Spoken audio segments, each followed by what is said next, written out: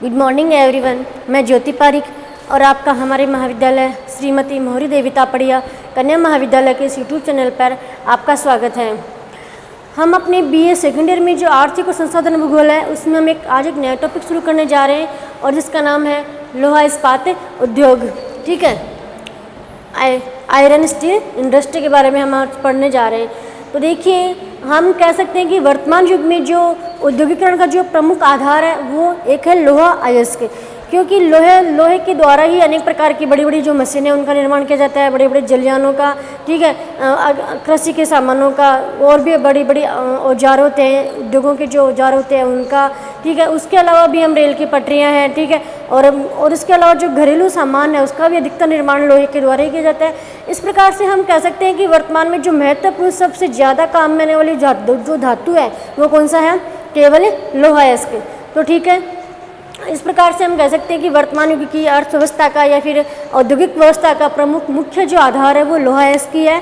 फिर हम देखते हैं कि लोहे अयस्क की जो उद्योग स्थापित करने के लिए जो प्रमुख स्थानीय कारण होते हैं, हम उन स्थानीय कारकों के बारे में देखते हैं कि इनको स्थापित करने के जो प्रमुख कारक होते हैं, स्थानीयकरण के प्रमुख कारण, स्थानीयकरण के प्रमुख कारक। देखिए, हम इसे लोहा इस्पात उद्योग को स्थापित करने के जो प्रमुख कारक है उन कारकों के बारे में हम देखते हैं। तो इनमें सबसे पहला जो कारक है वो है अपना कच्चा माल। तो देखिए, कच्चे माल के अभाव में तो हम किसी भी उद्योग की स्थापना करने की कल्पना भी नहीं कर सकते, तो क्योंकि कच्चे माल के द्वारा ही उसको हम तैयार माल में परिवर्तित करते हैं। तो इसमें इस उद्योगों की स्थापना के लिए सबसे महत्वपूर्ण जो कारक होता है वो कच्चा माल ही है। और इसी प्रकार से लोहा इस्पात उद्योग में भी जो उद्योगों की स्थापना करने का मुख्य जो कारक है वो कौन सा है? कच्चा माल। तो ठीक है, हम ऐसे जो लोहा अयस्क उद्योगों की स्थापना भी ऐसे स्थानों पर की जाती है जहाँ पे आसानी से कच्चे माल की सुविधा उपलब्ध हो। जैसे हम भारत में देखें तो भारत में झारखंड है, ठीक है, और छत्तीसगढ़ है, ठीक, उस बिहार है, पश्चिमी बंगाल है, इसलिए छोटा नागपुर का जो पठार है भारत में, उसी एरिया में लोहा इस्पात उद्योगों की स्थापना अधिक की गई है, क्योंकि वहाँ के पास की जो छोटा नागपुर का जो पठार है वहाँ पे लोहा इस्पात उद्योग के अनेक खाने हैं और उन्हीं खानों से हमें लोहा जो कच्चा माल है वो आसानी से उपलब्ध हो जाता है। इस प्रकार से लोहा इस्पात उद्योग करने के लिए ऐसे स्थानों की हमें चुनना चाहिए जहाँ पे आसानी से कच्चे माल आसानी से मिल सके।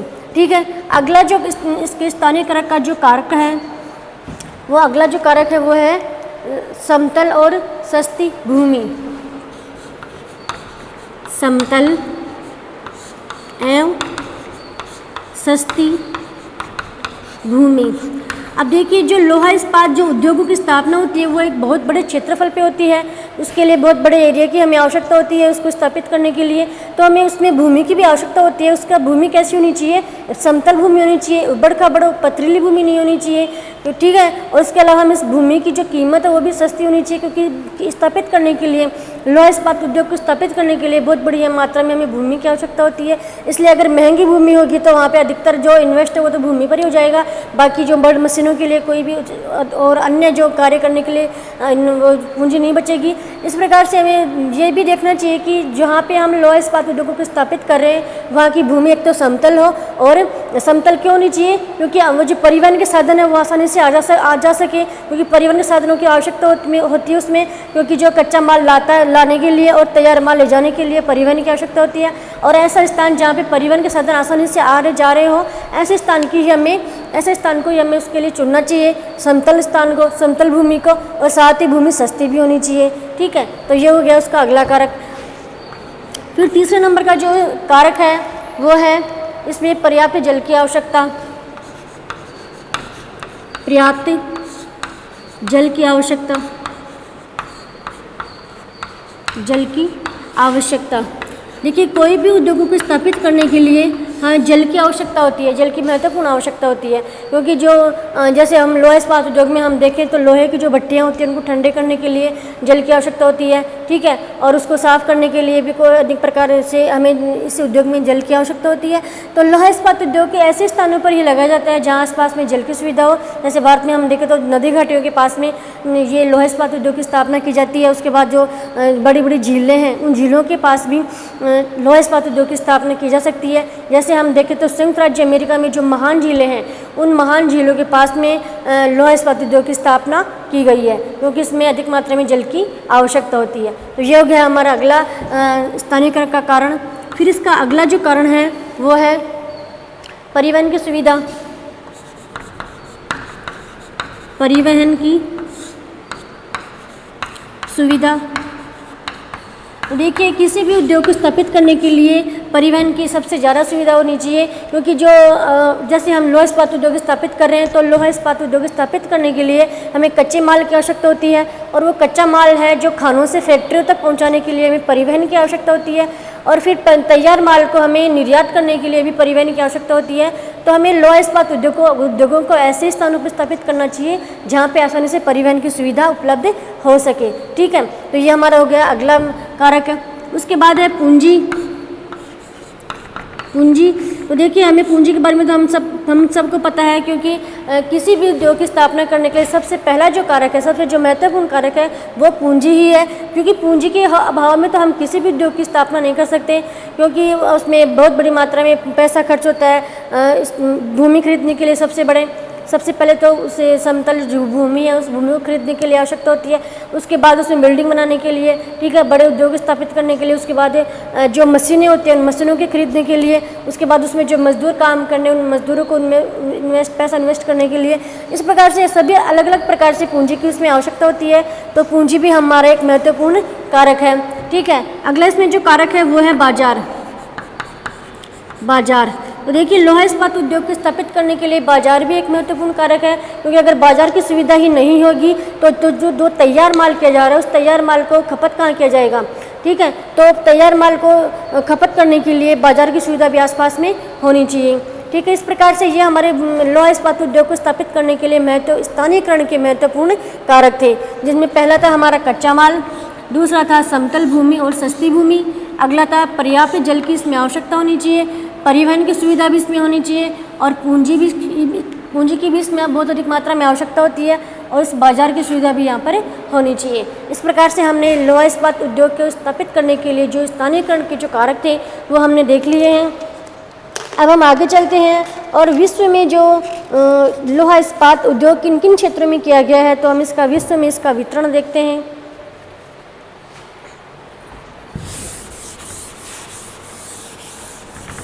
देखिए कि विश्व में किन किन देशों में और किन किन क्षेत्रों में लोहा इस्पात उद्योग की स्थापना की गई है, ठीक है। उसके बारे में हम देखते हैं। विश्व में वितरण,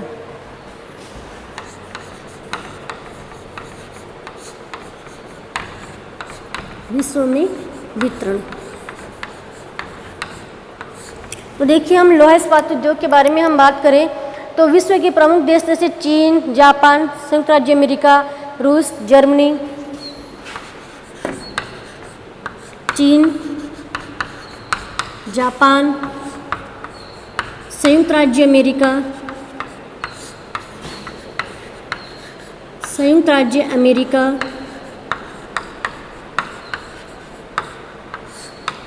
उसके बाद है जर्मनी, रूस,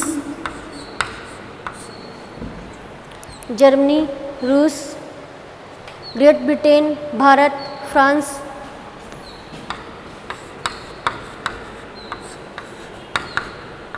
ग्रेट ब्रिटेन, भारत,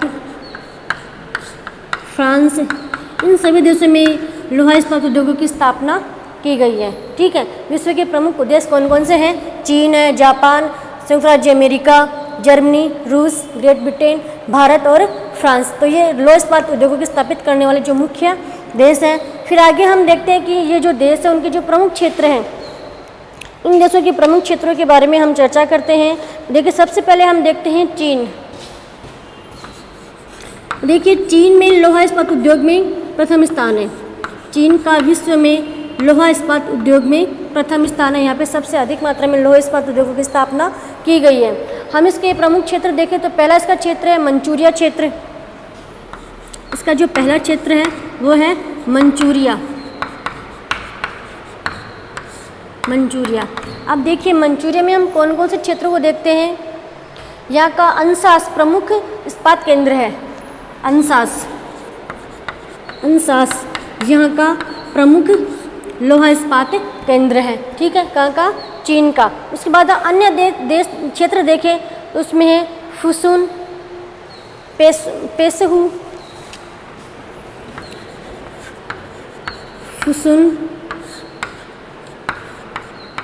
पेंसिहू। उसके बाद है मुकडेन।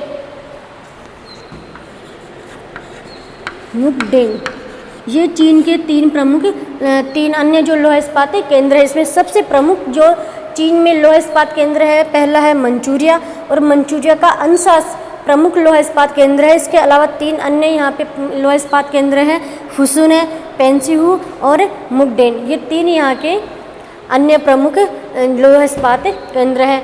ठीक है, इसका अगला जो प्रदेश है वह है यांगत्से घाटी।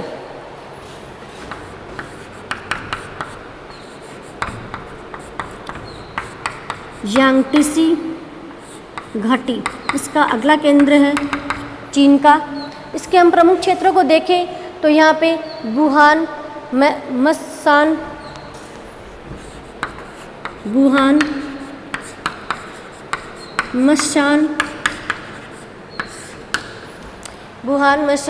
उसके बाद है सिंघाई, हेकाऊ,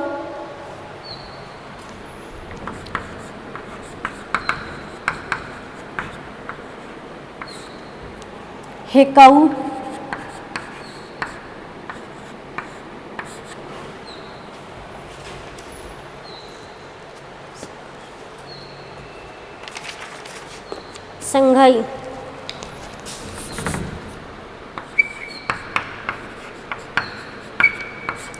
है, हेकाऊ है। उसके बाद है तायेहू।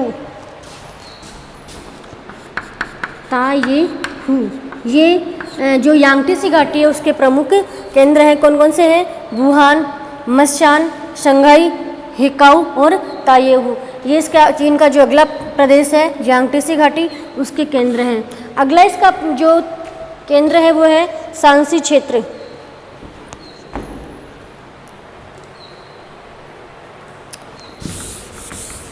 चीन का अगला जो प्रदेश है लोहा इस्पात केंद्र का जो अगला प्रदेश है वो है शांसी प्रदेश,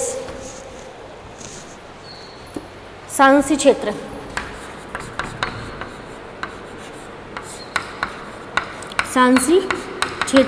फिर हम देखते हैं इसके आगे इसके जो प्रमुख केंद्र हैं वो कौन कौन से हैं।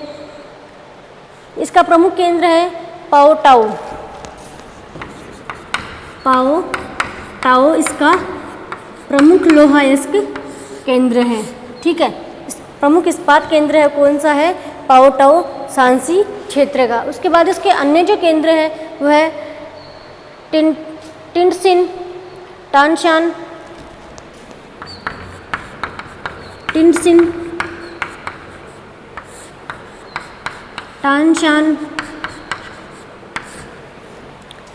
टानशान। उसके बाद है बीजिंग, यांगचुआन,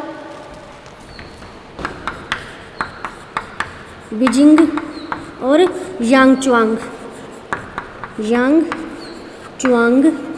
इसके अन्य केंद्र है कौन से प्रदेश के? शांसी प्रदेश के। शांसी क्षेत्र का जो प्रमुख लोहा इस्पात केंद्र है वो है पाओटाओ। उसके बाद इसके अन्य केंद्र हैं टिटिंगसिन, टानशान, बीजिंग और यांगचुआंग। ये इसके अन्य केंद्र हैं। ठीक है, तो ये हमने देख लिया चीन के प्रमुख केंद्र। उसके बाद हम देखते हैं जापान के प्रमुख केंद्रों के बारे में देखते हैं कि जापान में कौन कौन से लोहा इस्पात के जो उद्योग हैं वो कहाँ कहाँ पे लगाए गए हैं। तो हम देखते हैं जापान में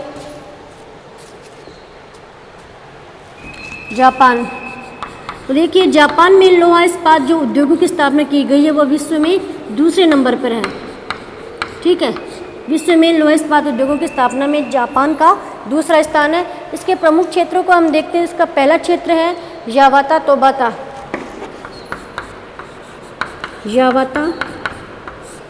तोबाता, ये जापान का पहला क्षेत्र है। ठीक है, इसके हम अन्य क्षेत्रों को हम देखें तो इसका जो प्रमुख केंद्र है इसमें तो मोजी शिमोनेसोकी, मोजी शिमेनोसोकी यहाँ का प्रमुख केंद्र है। यावाता तोबाता क्षेत्र का, ये जो यावाता तोबाता क्षेत्र है वह जापान का प्रमुख केंद्र है और इसमें मोजी और शिमेनोसोकी इसके यावाता और तोबाता के प्रमुख केंद्र हैं, मोजी और शिमेनोसोकी। ठीक है, उसके बाद हम इसका अन्य केंद्र है नागासाकी, भी इसका एक अन्य केंद्र है।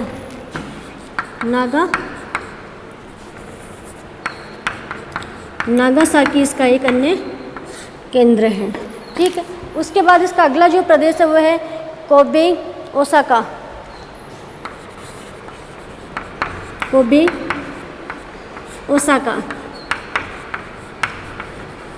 कोबे ओसाका ये जापान का अगला केंद्र है और इसके जो केंद्र हैं जो इस्पात के, उनमें हमें हिरेहिता पहला है,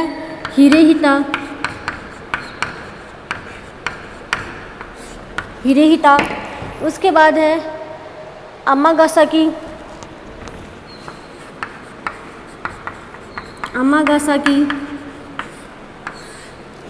ठीक है, उसके बाद है सकाई और याकाहामा,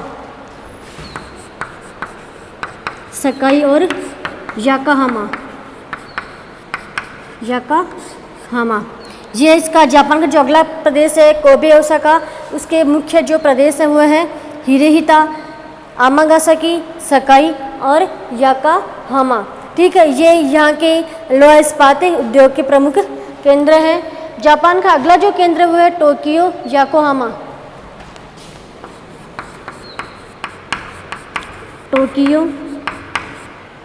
याकोहामा, ये जापान का अगला केंद्र है। इसके जो प्रमुख केंद्र हैं वो है कावासाकी और मिलजुल।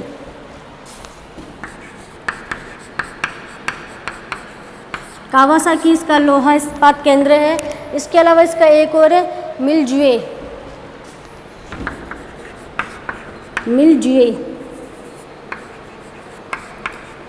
ये दो प्रदेश हैं टोक्यो याकोहामा के।